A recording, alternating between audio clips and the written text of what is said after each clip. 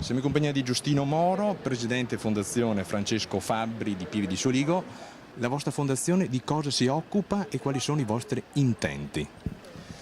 La Fondazione si occupa del promuovere la responsabilità sociale,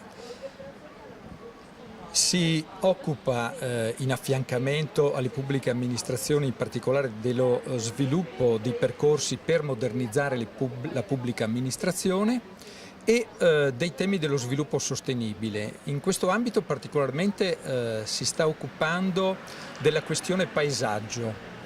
Questione non vista sotto il profilo o esclusivamente sotto il profilo etico, estetico o identitario, anche perché di questi aspetti già altri soggetti se ne occupano con molta capacità e con buoni risultati, ma stiamo sondando questa questione sotto l'aspetto politico-economico.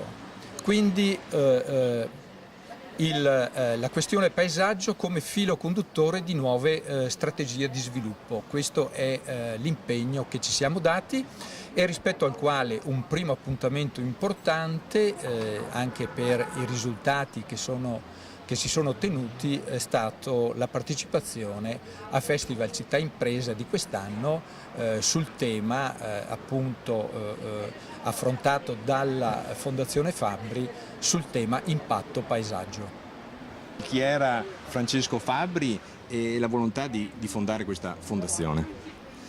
Sì, allora Francesco Fabbri è stato un importante uomo politico di questo territorio, è stato sindaco di Pieve di Soligo, vicepresidente della provincia di Treviso e poi è stato deputato, senatore, sottosegretario al Tesoro con riferimento alle politiche rivolte ai comuni e infine è stato anche ministro della Marina Mercantile.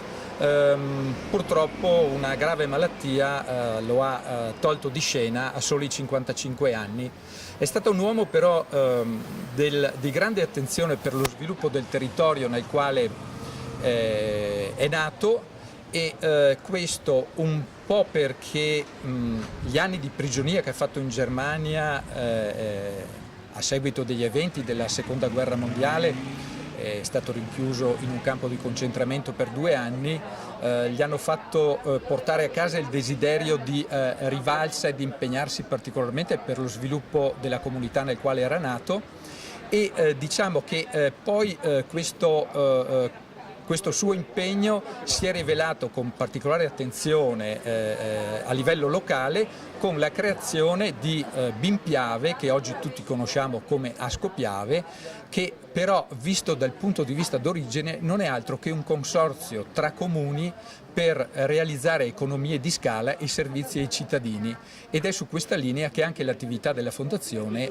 si muove. Lei è stato per anni sindaco di Pieve di Soligo, adesso da ottobre ha questo nuovo incarico. Il ruolo attuale, è in continuità con il ruolo precedente di sindaco. Nella dimensione dell'amministrazione locale, dell'amministratore locale,